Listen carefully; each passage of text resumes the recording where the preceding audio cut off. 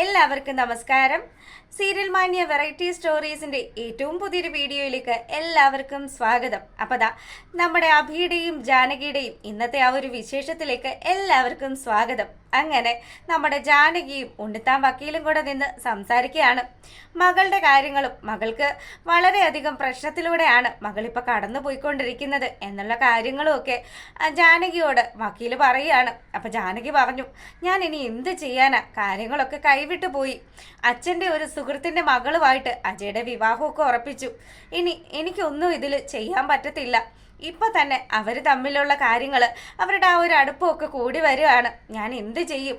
വക്കീൽ ഇത് നേരത്തെ ഈ കാര്യത്തിൽ എന്തെങ്കിലും ഒരു തീരുമാനം എടുക്കേണ്ടതായിരുന്നു എന്നൊക്കെ പറയുമ്പം വക്കീലിൻ്റെ നിസ്സഹായ അവസ്ഥ ജാനകിയുടെ മുന്നിൽ പറയുകയാണ്. അങ്ങനെ ജാനകിയും വക്കീലും കൂടെ സംസാരിച്ച് നിൽക്കുന്ന ആ ഒരു സമയത്ത് നമ്മുടെ അപർണ ഒരു കാറിൽ വന്ന് ഇറങ്ങി. അവൾ ഇറങ്ങി വരുമ്പോഴത്തേക്കിനും ദാ ആ കാണുന്ന കുട്ടിയാണ് അജയുടെ ഭാവി വധു. ജാനകി ഇത് പറഞ്ഞതും വക്കീലാണെങ്കിൽ നമ്മുടെ അപർണയെ ഒന്ന് നോക്കി. അതിനുശേഷം അപർണയാണെങ്കിൽ ജാനകി ഏട്ടത്തി എന്തുണ്ട് വിശേഷമെന്ന് ചോദിച്ചിട്ട് ജാനകിയുടെ അടുത്ത് വന്നു. ഞാനേ അജയിനെ കാണാൻ വന്നതാ. എൻ്റെ കുറച്ച് ഫ്രണ്ട്സൊക്കെ അജയിനെ ഇന്ന് മീറ്റ് ചെയ്യണമെന്നൊക്കെ പറഞ്ഞിട്ടുണ്ട്. അങ്ങനെയുള്ള കാര്യങ്ങളൊക്കെ ഇവള് സംസാരിച്ചു കൊണ്ട് നിൽക്കുമ്പം ജാനകിയുടെ ചങ്ക് പടപടാന്നിടിക്കുക. എന്ത് ചെയ്യും? തമ്പി എങ്ങാനും സത്യങ്ങളൊക്കെ അറിഞ്ഞു കഴിഞ്ഞാൽ തൻ്റെ കുടുംബത്തിലാണ് പ്രശ്നങ്ങളൊക്കെ ഉണ്ടാകുക. അതുമല്ല ഉണ്ണിത്താൻ വക്കീല് പറ്റി നിൽക്കുന്നുണ്ട്. അപ്പം ഇതാരാ ചേച്ചി എന്ന് പറഞ്ഞ് ചോദിക്കുന്ന സമയത്ത് നമ്മുടെ വക്കീല് പറഞ്ഞു, ഞാൻ അജയുടെ സീനിയറാണ്, അജയിനെ കാണാൻ വേണ്ടിയിട്ട് വന്നതാണ്. ആഹാ, എന്നിട്ട് അജയ് കണ്ടോ? എന്താണ് സാറിൻ്റെ പേരെന്നൊക്കെ ചോദിക്കുമ്പം എൻ്റെ പേര് ഉണ്ണിത്താൻ എന്നാണ്. മോളുടെ പേര് അപർണ എന്നാണല്ലേ? ജാനകി പറഞ്ഞു. അങ്ങനെ ഇവർ വിശേഷങ്ങളൊക്കെ പറഞ്ഞു. അപ്പം വക്കീലിനാണെങ്കിൽ മകളുടെ കാര്യങ്ങളൊക്കെ ഈ അപർണയെ അറിയിക്കണമെന്നൊക്കെ ഉണ്ട്. എന്നാലും ജാനകി വിലക്കുന്നത് കൊണ്ട് തന്നെ ഇയാൾ സത്യങ്ങളൊന്നും പറയാതെ നിൽക്കുകയാണ്. അങ്ങനെ നമ്മുടെ അപർണ ഞാനേ അജയുടെ റൂമിലൊന്ന് പോയിട്ട് വരാമെന്നും പറഞ്ഞ് അവനെ അന്വേഷിച്ച് വീട്ടിലേക്ക് പോവാണ്. കണ്ടില്ലേ സാറേ, ആ കുട്ടി കല്യാണം ആവുന്നതേ ഉള്ളൂ. അതിനു മുന്നേ തന്നെ അവൾ എത്രമാത്രം അജയിനെ സ്നേഹിക്കുന്നുണ്ടെന്ന് അവൾ അജയെ തിരക്കിയാണ് ഈ വീട്ടിലേക്ക് വന്നത്. ഇനി എനിക്കറിയില്ല സാറേ, ഞാൻ എങ്ങനെയാണ് കാര്യങ്ങളൊക്കെ പറയുന്നത്. ജാനകി ഒരു തീരുമാനം എടുക്കണം. എൻ്റെ മോളുടെ ജീവിതം വെച്ചിട്ടുള്ള കാര്യമാണ്. അതുകൊണ്ട് തന്നെ അവളുടെ ജീവിതത്തിനും ജീവനും ഭീഷണി വരുന്ന ഒരു കാര്യവും ഈ ഉണ്ണിത്താൻ അനുവദിക്കില്ല. ജാനകിയെ ഞാൻ വെല്ലുവിളിക്കുകയാണ്. ഈ ഉണ്ണിത്താൻ്റെ മകൾ നിരഞ്ജനയെ തന്നെയായിരിക്കും അജയ് വിവാഹം കഴിക്കുന്നത്. അങ്ങനെ അയാൾ വലിയ വെല്ലുവിളിയൊക്കെ നടത്തി അവിടുന്ന് ദേഷ്യത്തോടു കൂടെ പോകുമ്പം നിസ്സഹായമായി നിൽക്കുകയാണ് നമ്മുടെ ജാനകി. ഇവിടെ ഈ കാര്യങ്ങളൊക്കെ നടക്കുമ്പോഴാണെങ്കിലോ വീട്ടിനകത്തോട്ട് പോയ അപർണ നമ്മുടെ മുത്തശ്ശിയെ അങ്ങ് ട്രാപ്പ് ചെയ്യുക. മുത്തശ്ശി വന്നു. അല്ല, ഇതെന്താണ് മോളെ? സാധാരണയൊക്കെ കല്യാണത്തിന് ശേഷമാണല്ലോ പെണ്ണുങ്ങളൊക്കെ ചെക്കൻ്റെ വീട്ടിൽ വരുന്നത്. ഇതിപ്പോൾ തലതിരിഞ്ഞാണല്ലോ വരുന്നത്. ഇതെന്താപ്പാ ഇങ്ങനെ എന്നുള്ള രീതിയിൽ നമ്മുടെ മുത്തു ഇങ്ങനെ ആലോചിച്ച് നിൽക്കുമ്പം ഹായ് മുത്തു എന്നും ചോദിച്ചിട്ട് അപർണ മുത്തശ്ശിയെ സോപ്പിടാൻ തുടങ്ങി.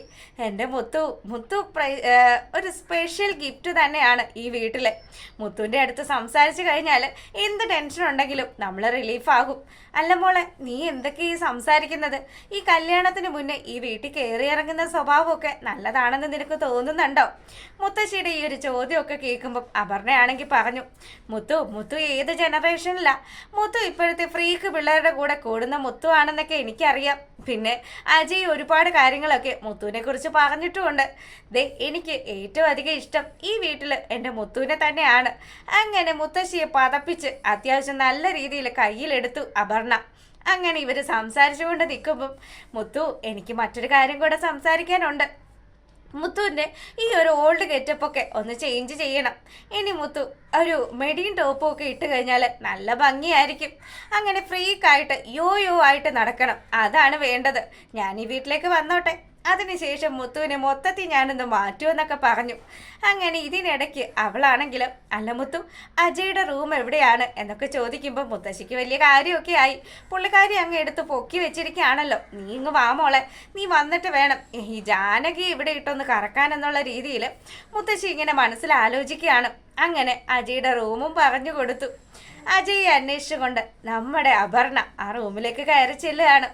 അപ്പം ജാനകിയാണെങ്കിലോ തൻ്റെ കുടുംബത്തിൻ്റെ മനസ്സമാധാനം നഷ്ടപ്പെട്ടു പോകും എന്നുള്ള രീതിയിലൊക്കെ ഇങ്ങനെ ആലോചിച്ച് വിഷമിച്ച് നിൽക്കുകയാണ്. അപർണ അവിടെ ചെല്ലുമ്പോൾ കാണുന്ന കാഴ്ച നമ്മുടെ അജയ് നല്ല ഉറക്കമാണ്. അജയ് ഉറങ്ങുന്ന കണ്ടപ്പോഴത്തേക്കിനും നേരം വെളുത്തു എഴുന്നേറ്റ്. ഇനി ഇത്രയും നേരം ഒന്ന് കിടന്ന് ഉറങ്ങല്ലേ, ഒരുപാട് കാര്യങ്ങളൊക്കെ ചെയ്തു തീർക്കാനുണ്ടെന്നും പറഞ്ഞ് ഇവള് നമ്മുടെ അജയിനെ തട്ടി വിളിക്കുകയാണ്. അജയ് ആണെങ്കിൽ എൻ്റെ ഏട്ടത്തി ഇച്ചിരി സമയം കൂടെ ഞാനൊന്ന് ഉറങ്ങിക്കോട്ടെ എന്നും പറഞ്ഞ് ഉറക്കപ്പിച്ചില് ജാനകിയാണ് എന്നൊക്കെ വിചാരിച്ചു. ഇത് ജാനകിയേട്ടത്തിയൊന്നും അല്ല, ഇങ്ങ് തിരിഞ്ഞു നോക്ക്. അപ്പം അവൻ എഴുന്നേറ്റ് നോക്കുമ്പോൾ കാണുന്ന കാഴ്ച അപർണ അടുത്ത് നിൽക്കുന്നതാ. അല്ല അപർണേ, നീ എന്ത് ഇവിടെ? അതോ ഞാനിവിടെ വന്നു, എനിക്ക് അജയെ കാണണമെന്ന് തോന്നി. അജയ് ഇന്ന് നമ്മൾ ഡ്രസ്സ് പർച്ചേസ് ചെയ്യാനൊക്കെ പോവുമല്ലോ, ആ സമയത്ത് എൻ്റെ കുറച്ച് കൂട്ടുകാരൊക്കെ അജയെ കാണണമെന്ന് പറഞ്ഞു. അതൊക്കെ ശരി തന്നെയാണ്, പക്ഷേ എനിക്കിപ്പം അങ്ങനെ ആരെയും കാണാനുള്ള ഒരു മാനസികാവസ്ഥയിലൊന്നും അല്ല. എനിക്ക് വേറെയും ചില കാര്യങ്ങളൊക്കെ ഉണ്ട്. പിന്നെ ഡ്രസ്സ് പർച്ചേസ് ചെയ്യാനായിട്ടാണെങ്കിലും അപർണ ഇപ്പം ഈ വീട്ടിലേക്ക് വന്നത് ഒട്ടും ശരിയായില്ല എന്നൊക്കെ പറയുകയാണ്. അജയ് ഇങ്ങനെയൊക്കെ സംസാരിക്കുമ്പോഴത്തേക്കിനും നമ്മുടെ ജാനകിയാണെങ്കിൽ അജയ്ക്ക് കുടിക്കാനായിട്ടുള്ള പാലും ഒക്കെ ആയിട്ട് അങ്ങോട്ട് വന്നു. അപ്പം ഇവിടെ ജാനകി വരുന്ന ആ ഒരു സമയത്താണെങ്കിൽ ഈ വീട്ടിൽ ഒരു ഫ്രീഡം ഇല്ലല്ലേ. ഏട്ടത്തി വരുന്ന സമയത്ത് അതൊക്കെ ഒന്ന് പറഞ്ഞിട്ട് വരാറുന്നല്ലോ. ഇങ്ങതാ ഞാൻ അജയ്ക്ക് പാല് കൊടുക്കാമെന്നും പറഞ്ഞ് അവൾ ആ ഗ്ലാസ് വാങ്ങിച്ചിട്ട് അജയുടെ കയ്യിലേക്ക് കൊടുത്തു. എനിക്ക് ജാനകി ഏട്ടത്തിയോടാണ് സംസാരിക്കേണ്ടതെന്നും പറഞ്ഞ് അജയ് ആണെങ്കിൽ ഏട്ടത്തിയുടെ അടുത്ത് ഗുഡ് മോർണിംഗും ഒക്കെ പറഞ്ഞു. ഇതൊന്നും കണ്ടിട്ട് നമ്മുടെ അപർണ തമ്പിക്ക് തീരെ അങ്ങ് രസിക്കുന്നില്ല. അവൾക്ക് ദേഷ്യം വരികയാണ്. അവളാണെങ്കിലോ എന്തായാലും ഇപ്പം ഇങ്ങനെയൊക്കെ പോട്ടെ, ഞാൻ ഈ വീട്ടിലേക്ക് വന്നതിന് ശേഷം കാര്യങ്ങളൊക്കെ ഞാൻ മാറ്റിമറിക്കും. അങ്ങനെയൊക്കെ ഇവള് മനസ്സിലിങ്ങനെ ആലോചിക്കുക. പിന്നെ അജയ്ക്ക് വലിയ താല്പര്യമൊന്നും ഇല്ല എന്ന് മനസ്സിലായ സമയത്താണെങ്കിൽ അവൾ പറഞ്ഞു, ഇനിയിപ്പോൾ അജയ് എഴുന്നേറ്റതല്ലേ ഉള്ളൂ, ഒരുങ്ങി വരാനൊക്കെ ഒരുപാട് സമയം പിടിക്കില്ലേ, എന്നാൽ ഞാൻ വീട്ടിലേക്ക് പോവാണ്, ഇനി നമുക്ക് വീണ്ടും കാണാമെന്നൊക്കെ പറഞ്ഞ് അവൾ ഇറങ്ങാൻ തുടങ്ങുന്ന സമയത്ത് ജാനകി അവളുടെ അടുത്ത് വന്നു. മോളെ അപർണേ, മോള് അജയുമായിട്ടുള്ള കല്യാണശേഷമൊക്കെ അജയും മോളും ഒക്കെ ഈ വീട്ടിൽ തന്നെ ഉണ്ടാവണം, അല്ലാതെ അജയുമായിട്ട് മാറി താമസിക്കാമെന്നൊന്നും വിചാരിക്കരുത്. ഈ കുടുംബം ഇങ്ങനെ തന്നെ നിലനിർത്തണം, അതാണ് ഏട്ടത്തിയുടെ ആഗ്രഹം എന്നൊക്കെ പറയുമ്പോൾ ആയിക്കോട്ടെ ഏട്ടത്തി എന്നും പറഞ്ഞ് ഇവൾ അവിടെ നിന്ന് അങ്ങ് പോന്നു. പിന്നീടാണെങ്കിലോ നമ്മളെ കാണിക്കുന്നത് നമ്മുടെ ഉണ്ണിത്താൻ വക്കീലിനെയും പുള്ളിക്കാരൻ്റെ പ്രിയതമയുമാണ്. രണ്ടുപേരും കൂടെ മകളുടെ ജീവിതം കോഞ്ഞാട്ടയായല്ലോ എന്നുള്ള കാര്യമൊക്കെ സംസാരിച്ച് അവിടെ അങ്ങനെ നിൽക്കുകയാണ്. അപ്പം ഇന്ന് പോയ സമയത്ത് ജാനകിയെ മാത്രമേ കാണാൻ സാധിച്ചുള്ളൂ, അജയെ കാണാൻ പറ്റിയില്ല. അതുമല്ല അപർണ അവിടെ വന്ന വിവരങ്ങളും ഒക്കെ പുള്ളിക്കാരൻ ഭാര്യയുടെ അടുത്ത് പറഞ്ഞു. ഇതൊക്കെ കേട്ടുകൊണ്ട് നമ്മുടെ നിരഞ്ജന അവിടെ കണ്ണീരോടുകൂടി നിൽക്കുന്നു. അങ്ങനെ നിരഞ്ജനയ്ക്ക് മനസ്സിലായി ഇന്ന് അജയുടെയും അപർണയുടെയും വിവാഹത്തിനുള്ള ആ ഒരു ഡ്രസ്സ് പർച്ചേസിങ്ങും കാര്യങ്ങളും ഒക്കെ നടക്കുന്നുണ്ടെന്ന്. അങ്ങനെ അവളാണെങ്കിൽ ആ ഒരു ഉറച്ച തീരുമാനം എടുക്കുകയാണ്. ഉണ്ണിത്താനാണെങ്കിലോ ധർമ്മസങ്കടത്തിലോ ആണ്. എന്ത് ചെയ്യും? തൻ്റെ മകളുടെ ജീവിതം വളരെ വിഷമത്തിലാണ് കടന്നു പോകുന്നത്. തനിക്കൊരിക്കലും തൻ്റെ മകളെ നഷ്ടപ്പെടരുത് എന്നുള്ള കാര്യങ്ങളും ഒക്കെ ആ അച്ഛൻ അങ്ങനെ ചിന്തിച്ചു. പിന്നീട് നമ്മളെ കാണിക്കുന്നത് നമ്മുടെ അപർണ വീട്ടിലെത്തി. അപർണ വന്ന പാടെ തന്നെ അമ്മ പറഞ്ഞു, മോളെ അപർണേ, നീ ഇന്ന് അയാളുടെ വീട്ടിൽ പോയത് ഒട്ടും ശരിയായില്ല. കല്യാണത്തിന് ശേഷം മാത്രമേ ഭർത്താവിൻ്റെ വീട്ടിലേക്കൊക്കെ പോവാവുള്ളൂ എന്ന് പറഞ്ഞു.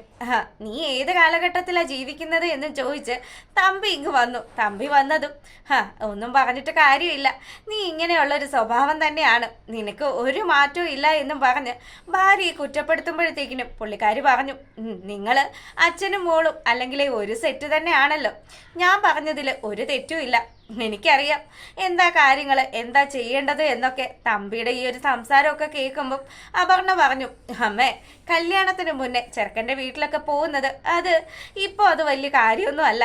ഇപ്പം എല്ലാ പെൺകുട്ടികളും അങ്ങനെയൊക്കെ തന്നെയാണ് പോകുന്നത്. പിന്നെ ഞാൻ അവിടെ സുഖസുന്ദരമായിട്ട് തന്നെ ജീവിക്കും, ആ വീട്ടിലെ മഹാറാണിയായിട്ട് തന്നെ ഞാൻ അവിടെ താമസിക്കും എന്നൊക്കെ പറഞ്ഞു.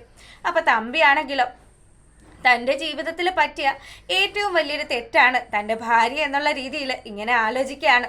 എന്ത് ചെയ്യാനാ, എൻ്റെ സ്വപ്നങ്ങൾക്കും എൻ്റെ താല്പര്യങ്ങൾക്കും അനുസരിച്ച് ഇവൾക്ക് ഉയരാനേ സാധിക്കുന്നില്ല എന്നുള്ള രീതിയിലൊക്കെ ഇങ്ങനെ ചിന്തിച്ച് നിൽക്കുകയാണ്. അങ്ങനെ ആ ഒരു സീൻ കഴിയുമ്പോഴാണെങ്കിലോ ഷോപ്പിങ്ങിന് പോയിരിക്കുന്ന നമ്മുടെ അജയെ കാണിക്കുകയാണ്. അജയെ ഫോൺ ചെയ്തുകൊണ്ട് നിരഞ്ജനയാണെങ്കിൽ വരുന്നുമുണ്ട്. അങ്ങനെ അജയ് പറഞ്ഞു, നിരഞ്ജനെ എനിക്കിപ്പോൾ നിന്നോട് സംസാരിക്കാനൊന്നും ഒട്ടും താല്പര്യമില്ല, ഞാനിപ്പോൾ ഉള്ളത് ഞാൻ മറ്റൊരു സ്ഥലത്താണ്, അതും എൻ്റെ ഫാമിലിയോടൊപ്പമാണ്. അജയ്, നീ എവിടെ പോയതാണെന്നും നീ എന്തെടുക്കുവാണെന്നും നിന്റെ വിവാഹത്തിന് ഡ്രസ്സ് പർച്ചേസ് ചെയ്യാൻ നീ ഇപ്പോൾ ഉള്ളത് ഷോപ്പിംഗ് മാളിലാണെന്നും ഒക്കെ അറിഞ്ഞുകൊണ്ട് തന്നെയാണ് ഞാൻ ഈ വിളിക്കുന്നത്. എനിക്കിന്ന് നിന്നെ കണ്ട് സംസാരിച്ചേ പറ്റുള്ളൂ എന്നും പറഞ്ഞ് നിരഞ്ജന ഇങ്ങനെ ഫോൺ വയ്ക്കുന്ന സമയത്ത് അജയും നമ്മുടെ നിരഞ്ജനയും നേർക്ക് നേർ കാണുന്നത് കാണിച്ചുകൊണ്ടാണ് ഇന്നത്തെ നമ്മുടെ ജാനകിയുടെയും അഭിയുടെയും ആ ഒരു കഥ അവസാനിക്കുന്നത്. അപ്പോൾ നിങ്ങൾക്ക് ഇഷ്ടപ്പെട്ടാൽ സബ്സ്ക്രൈബ് ചെയ്യുക, ലൈക്ക് ചെയ്യുക, അതുപോലെ കമൻറ്റ് ചെയ്യുക. എല്ലാ ദിവസവും നമ്മൾ ഇതിൻ്റെ വിശേഷങ്ങളുമായിട്ട് ഇതേ സമയം എത്തുന്നതായിരിക്കും.